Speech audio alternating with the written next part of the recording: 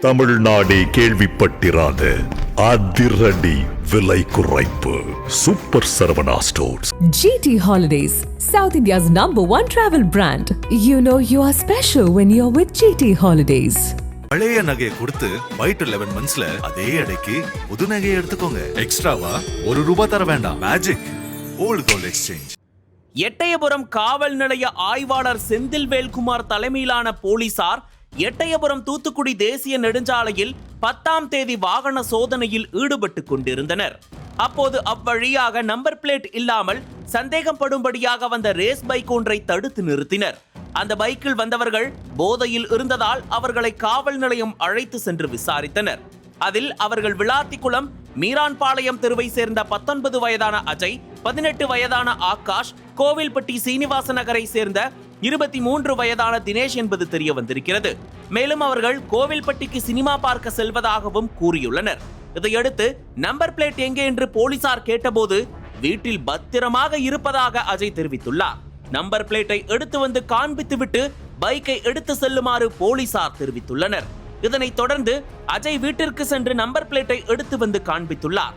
அதுவரை மற்ற இருவரும் காவல் நிலையத்திலேயே இருக்க வைக்கப்பட்டனர். அதன் பிறகு போலீசார் அந்த 3 போதை இளைஞர்களுக்கு புத்திமதி கூறி பைக்கை கொடுத்து அனுப்பி வைத்துள்ளனர்.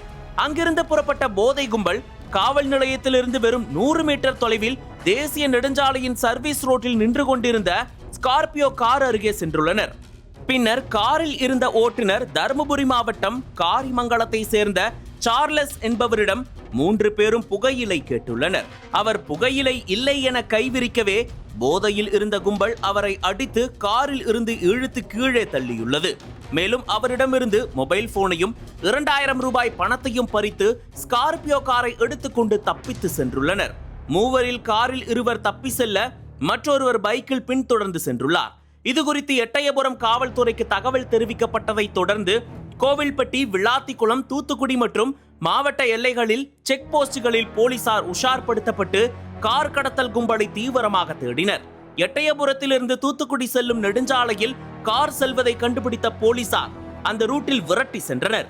கீழே இறால் சந்திப்பு அருகே அந்த கடத்தல் கார் இரும்பு தடுப்பில் மோதி விபத்துக்குள்ளானது.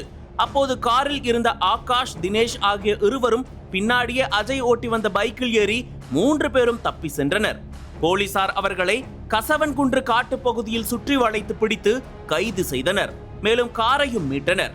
கைதான ஆகாஷ், தினேஷ், அஜய் ஆகிய 3 பேர் மீதும் 6 பிரிவுகளில் வழக்கு பதிவு செய்த போலீசார் கோவில்பட்டி குற்றவியல் நீதிமன்றத்தில் ஆஜர்படுத்தி பாளையங்கோட்டை மத்திய சிறையில் அடைத்தனர்.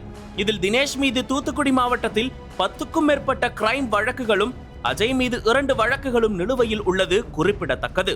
நம்பர் பிளேட் இல்லாமல் கஞ்சா போதையில் வந்தது மட்டுமல்லாமல் புத்திமதி சொல்லி அனுப்பிய போலீசுக்கே சில நிமிடங்களில் தலைவலி கொடுத்து கார் கடத்தலில் ஈடுபட்ட சம்பவம் தூத்துக்குடி மாவட்டத்தில் பரபரப்பை ஏற்படுத்தியுள்ளது.